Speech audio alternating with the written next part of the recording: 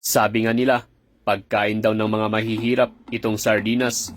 Meron pa ngang nag-viral tungkol dito sa sardinas. Pero sabi ko naman, mas masarap ang pagkain naming mga mahihirap gaya ng sardinas na ito. Maraming salamat sa gumawa ng sardinas. Ibininta ninyong mura para sa aming mga mahihirap. At sa araw pala na ito mga kaparswa, gawin nating special itong ating sardinas. Magluluto tayo ng special sisig sardines with kiniing. Yan. Bali, alisin lang natin yung mga tinik mga kaparswa para hindi sagabal sa ating pagmuya.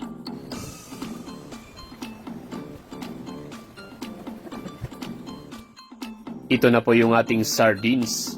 Nahiwalay na sa mga tinik. Mga matitinik ang pag-iisip. Bali, paghiwa-hiwalayin lang natin mga kaparswa.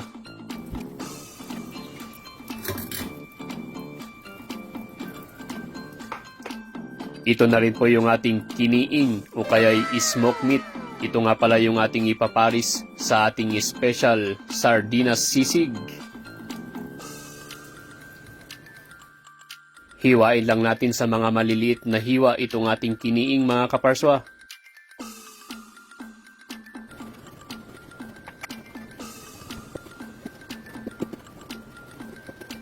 Ito na rin po yung ating dachap-chap kiniing. Bali, ilaga lang natin ito mga kaparswa para maalis din yung kanyang alat. Yan, naglagay na tayo ng tubig sa ating palayok at ilagay na natin itong ating kiniing. Ilalaga natin ito kahit 20 minutes. Magdagdag pa tayo ng konting tubig. Yan. Ito na rin pala yung ating mga pangsahog. Siyempre, nangunguna dyan yung ating pabida-bidang sibuyas. Bali, 2 sibuyas yung gagamitin natin mga kaparswa para mas masarap.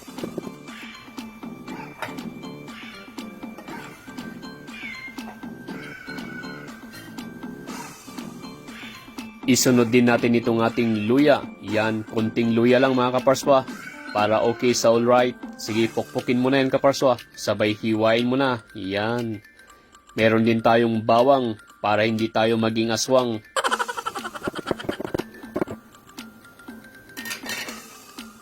Makalipas ng 20 minutes, ito na po yung ating nilalagang kiniing. Bali, alisin lang natin yung kanyang tubig at mantika yung ating ipapalit. Sabay kiwar-kiwar. Sige, kiwar-kiwar lang.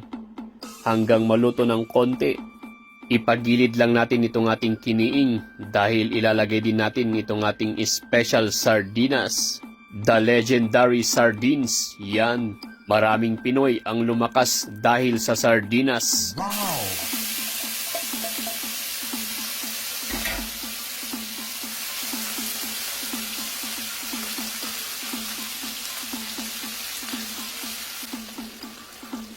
At dahil special itong ating sisig, maglalagay tayo ng butter, pandagdag bango.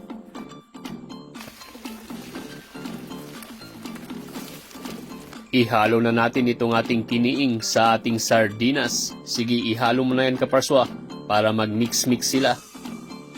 Maglalagay din pala tayo ng special pamintang hindi ganong wasak.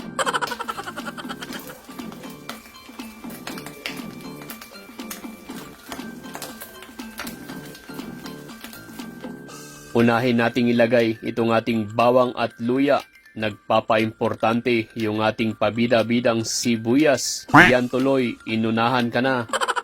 Sabay kiwar-kiwar na naman.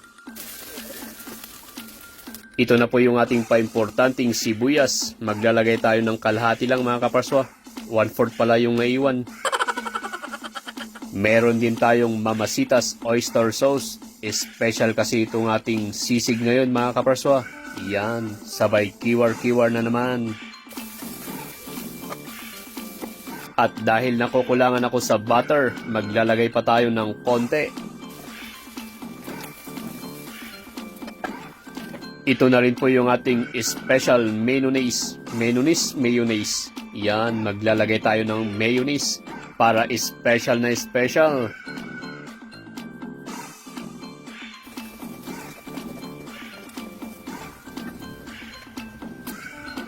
Meron din tayong itlog. Yan, maglalagay tayo ng itlog. Bali, 2 itlog po yung ilalagay natin mga kaparswa para okay sa alright.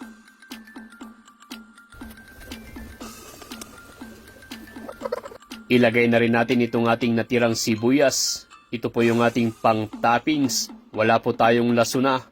Ilalagay na lang natin itong ating siling buo. Bahala na yung kakain mamaya.